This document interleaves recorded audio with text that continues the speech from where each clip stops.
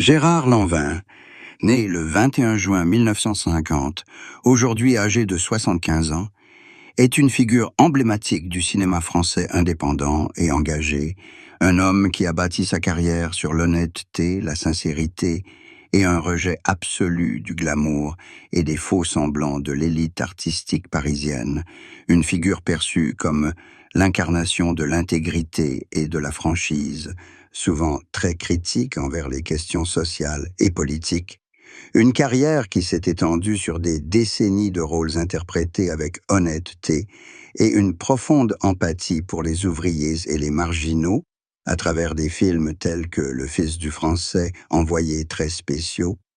Mais cette carrière et cette honnêteté même étaient empreintes d'une certaine tristesse indicible, une mélancolie qui ne provenait pas d'un échec professionnel, mais de la douloureuse conscience de la dissolution. Face à la montée des valeurs morales et à l'artificialité du monde dans lequel il vit, il s'est replié sur lui-même, se protégeant du chaos et des mensonges des médias.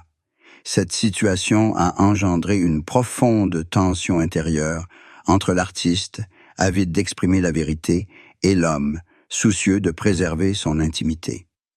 Il a ainsi été contraint de ralentir le rythme et de réévaluer sa vie, de son obsession pour sa carrière à la difficulté qu'il rencontre à nouer des relations personnelles profondes.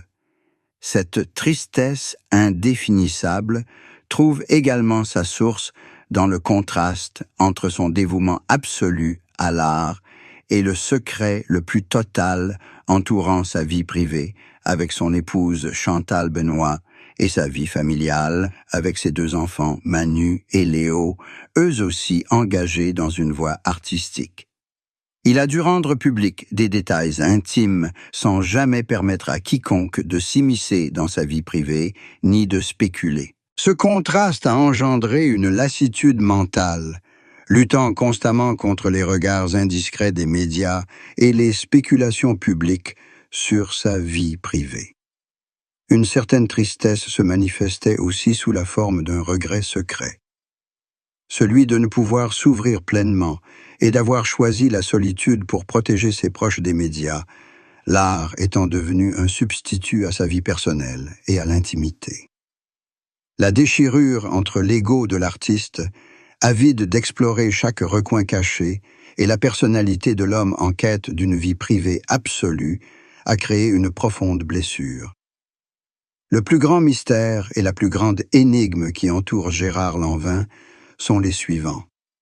Que cache-t-il? Peut-être dissimule-t-il l'ampleur de son obsession pour la sécurité et la stabilité de sa famille, le fait que la solitude qu'il affiche est un bouclier contre la souffrance et le mensonge dont il a été témoin dans le milieu du cinéma. Il cache la complexité d'une relation qui s'est terminée ou qui se poursuit encore discrètement et qui a profondément marqué sa vision du monde, le fait que le repli sur soi est pour lui un voyage intérieur plus intense que n'importe quelle excursion.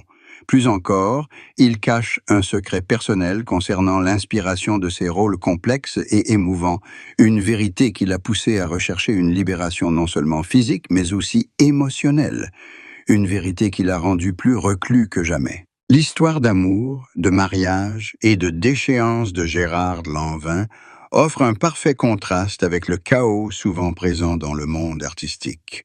Elle se caractérise en effet par la loyauté, la stabilité et la discrétion absolue envers son épouse, Chantal Benoît, ancienne mannequin et chanteuse connue sous le nom de scène de Jenny Lanvin, une relation qui a été son pilier spirituel et son havre de paix pendant des décennies. Ce lien a érigé un rempart infranchissable contre les regards et les jugements des médias.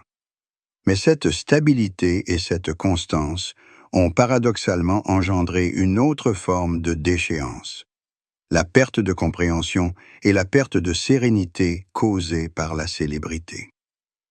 Il a dû accepter l'impossibilité de mener une vie personnelle normale. Cette déchéance est celle de la perte d'innocence et de la simplicité, source d'isolement et d'épuisement mental, conséquence de la lutte constante contre le regard du public. La première étape fut la formation de sa relation avec Chantal Benoist, devenue sa compagne et confidente silencieuse, celle qui le soutint lors des crises professionnelles et personnelles.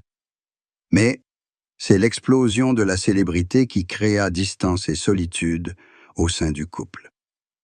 Obsédé par sa carrière et son rôle d'acteur, il négligea ses responsabilités familiales et ses enfants, Manu et Léo, souffrirent du manque d'attention paternelle. La seconde phase fut la naissance de ses deux enfants, Manu devenu musicien, Léo devenu acteur, et son engagement à les protéger des médias.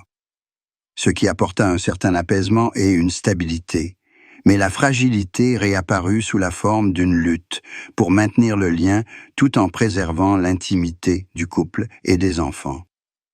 Cette lutte constante engendra isolement et une fatigue mentale due à l'exposition médiatique permanente. Une certaine tristesse accompagne Gérard Lanvin dans sa quête amoureuse.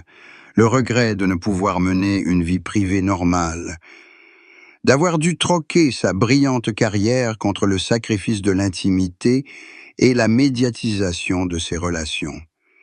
Un sacrifice d'autant plus douloureux qu'il se confrontait à la solitude de la création, le contraignant à revoir toutes ses priorités. La perte de son innocence fit place à un profond engagement à protéger ses proches des aléas du destin, mais cet engagement impliquait le poids d'une image mystérieuse, vérité qui forgea sa résilience et sa solitude. À 41 ans, en 1991, Gérard Lanvin se trouvait à un tournant de sa carrière. Reconnu grâce à des films comme Le Fils du Français, 1991, il n'était pas encore une star du box-office, mais un acteur talentueux et prometteur, à l'image intègre et intransigeante. Cette période fut marquée par un succès progressif, mais aussi par une instabilité personnelle et une angoisse de la répétition artistique. C'est précisément dans cette stabilité, mêlée à ce tumulte intérieur, qu'une tristesse latente transparaissait à travers ses déclarations sur la solitude de l'artiste et sa quête incessante de lui-même.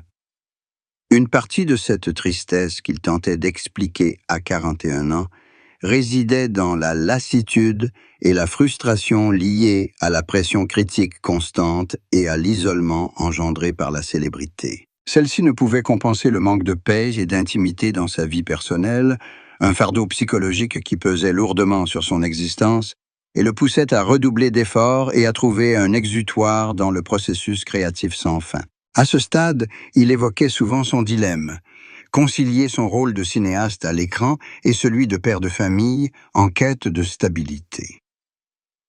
Ce dilemme engendrait une angoisse secrète, celle de ne pouvoir maîtriser ni son image publique, ni sa liberté personnelle, une angoisse qui devint une blessure persistante. Sa confession, à 41 ans, révèle son incapacité à trouver la paix et la satisfaction dans le succès, son repli croissant sur lui-même et sa recherche de rédemption à travers des projets plus complexes, sa tentative de prouver sa valeur par son originalité et son audace dans l'exploration de thèmes humanistes. Il partage une tristesse liée à la contradiction entre son amour profond pour le cinéma et son refus de toute ingérence médiatique dans sa vie privée, une contradiction qui a fait de lui un marginal dans son propre pays, un homme qui choisit l'isolement pour protéger sa créativité et sa liberté.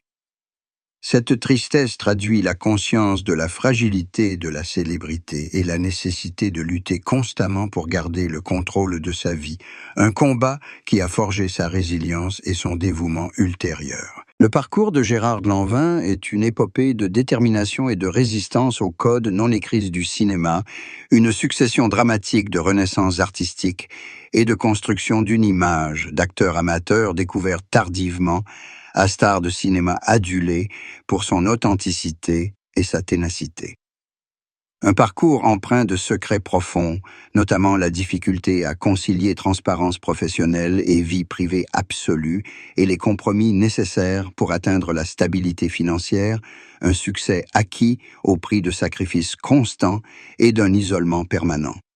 Le plus grand secret de la carrière de Gérard Lanvin réside dans l'ampleur de sa timidité et de son angoisse face à la réception publique de ses rôles chargés d'émotions. Il a dû se forger une image de dur à cuire pour se protéger du jugement et du rejet de la sensibilité et de la complexité des thèmes qu'il explorait, une nécessité qui a laissé une profonde blessure, celle de ne pouvoir pleinement réaliser les idéaux artistiques de sa jeunesse. Le deuxième secret que sa carrière a longtemps dissimulé réside dans le calcul mûrement réfléchi et le choix stratégique de se retirer des projecteurs pour se concentrer sur sa vie personnelle et soutenir les aspirations artistiques de ses enfants.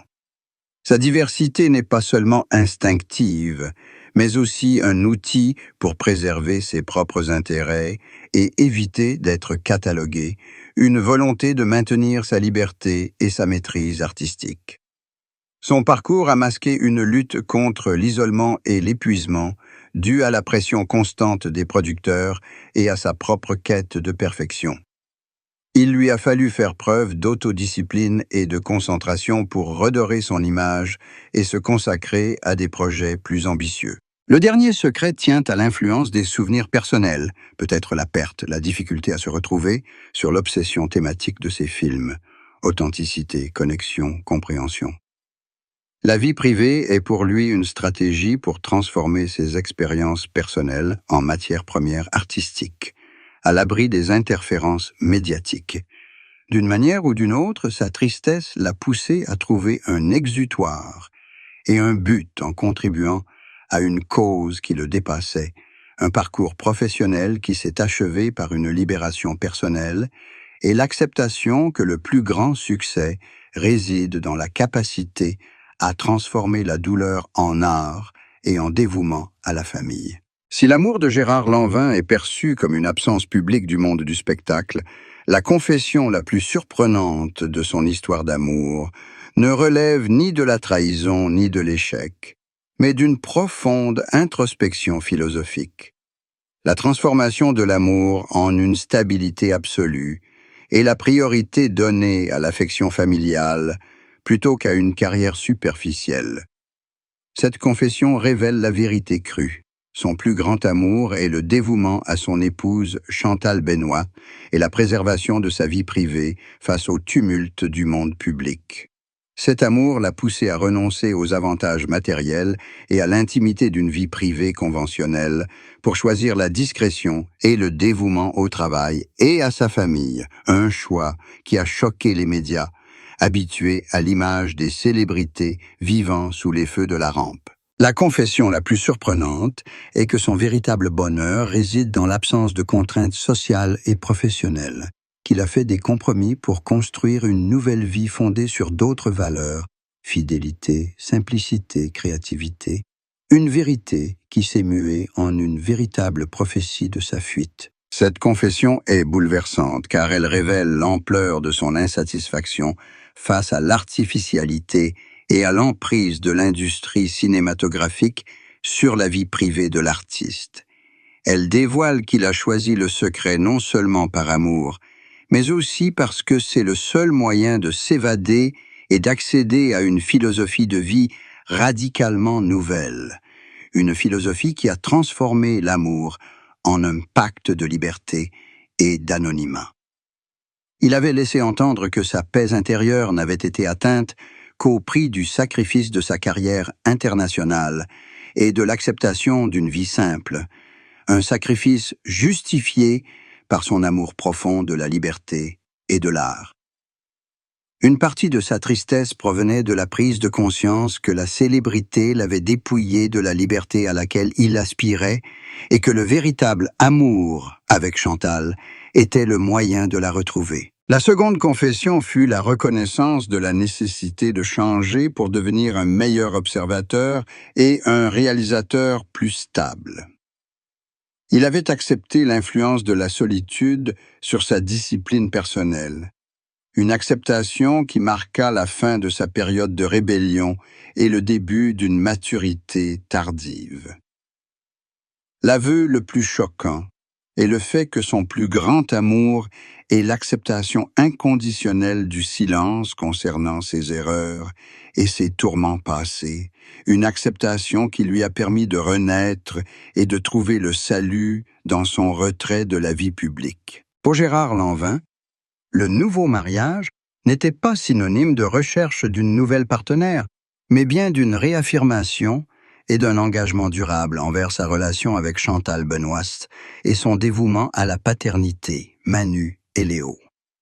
Cette vision, née d'années de consacrant tout son temps à son travail et du rejet d'une vie personnelle conventionnelle, avait pris une dimension plus pressante et profonde.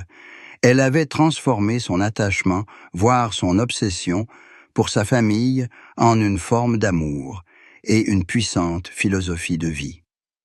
Son nouveau mariage était l'affirmation que le maintien de la fidélité et de la discrétion avait renforcé son attachement à la stabilité et à la liberté individuelle, une affirmation qui avait métamorphosé sa résilience et son optimisme en une force vitale. Il parlait de son nouveau mariage comme d'un renouveau de sa relation à lui-même, un renouveau qui exigeait de lui qu'il accepte la solitude et qu'il abandonne les attentes sociales liées à la vie de famille traditionnelle. La principale différence entre sa conception du mariage et celle des autres résidait dans l'alliance de l'amour personnel et de l'amour créatif, dans le fait qu'il avait fait de la paternité un acte d'amour, un substitut aux relations amoureuses, un acte devenu sa priorité absolue et sa raison de vivre.